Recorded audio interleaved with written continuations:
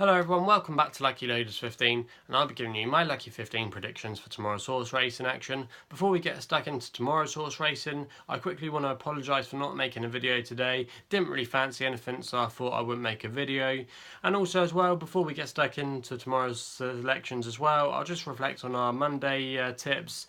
In the end, on Monday, we had 3 placed efforts in the end. Our first placed horse was Leglock Luke for Colin Tizard and Tom O'Brien. Travelled quite well, really, at Huntington, but in the end probably needed 3 miles, and the 2 miles for was probably a little bit on the short side for it. Drifted out to 16:1 in the end, and if you were at that each way, that wasn't a bad tip from me there. Also as well, another tip that I gave was muffins for tea at Taunton. I thought coming home it had the race wrapped up for victory, but in the end it made a blunder 2 flights out, and that really kicked the momentum of that horse, and Harry Cobden did well to sit on it, and it went down in the end, finishing in a fight in second place. Really frustrating. I think probably another half furlong and muffins for tea would have got back up, so probably one to stick in the memory bank for future races. And also as well, Pepe Le Pew, well, what did I say? He had a string of seconds next to his name, and I thought this was going to be his day, and he got his 5th straight second in a row. So very disappointing from Pepe Le Pew, but I'm sure he'll win a race one day. Still only 7 years old, and even though he's relatively inexperienced over the chase fences, he's shaped very well over the chase obstacles, and I think he'll be winning a chase race soon. So hopefully Pepe Le Pew will get his head in front for us.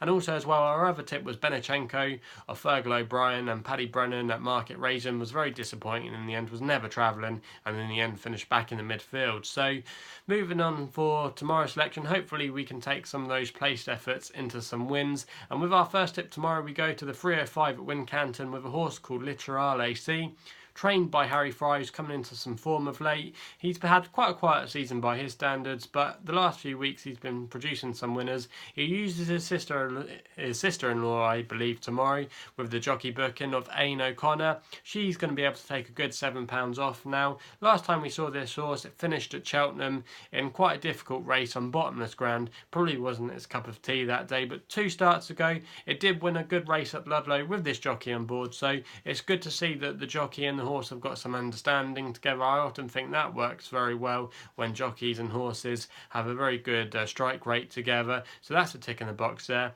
Also as well, this horse is owned by JP McManus, and he's nearly at the top of the owner standings when it comes to Wincanton. If you were backing him at a £1 stake blind, you would be up in lots of profit backing JP McManus's horses at Wincanton, so that's another tick in the box there. Currently priced at 3-1 at the moment, and I thought this was a weaker race than that race at Cheltenham last time out, and it's still only 5 years old as well, so you like to think it's still going to be improving, and I thought this horse tomorrow could go all the way and was the one to beat. So that's going to be our first tip there at Wincanton.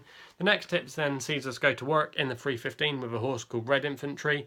Best price around about 4-1 bookmakers at the moment, trained by Ian Williams, who's going quite well. He's had 2 wins out of his last 11 runners over the last 2 weeks, operating an 18% strike rate. And also as well, Robbie Dunn's a good positive jockey booking tomorrow. Tends to do well over the longer distances, and this race tomorrow is over 3 miles, and this horse has won over that distance before, so that's another positive for it there.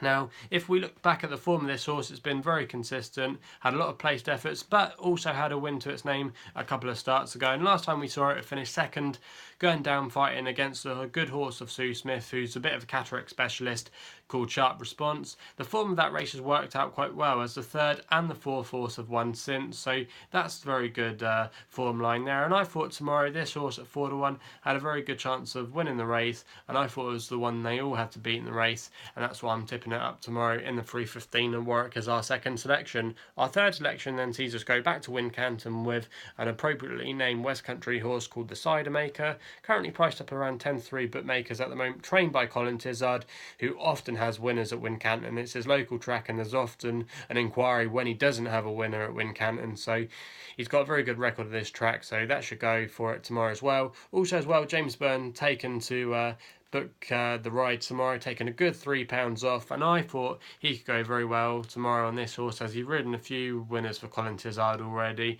and they also had a winner at Wincanton a few months ago called Ivor's Queen, and I believe that's one of the only times they've teamed up together at Wincanton, so they've got a very good strike rate anyway when it comes to them working at Wincanton, so I thought that was a positive move there. If we look at this horse's form, been running fairly well of late, finished a couple of starts ago, or last time out I should say, at Hereford Bradford, second to a horse of Henry Daly's called Flashjack, and Flashjack brought up a 4-timer that day, so finishing second to that horse has been no bad effort. And going back over chase fences tomorrow, I thought it could go very well, and I thought 10-3 wasn't a bad price to be taken there. So that's going to be the selection at Wincanton in the 4:15. For the 4:55, we go to Warwick with a horse called Galactic Power, trained by Robin Dick, and Jack Quinlan takes the race tomorrow.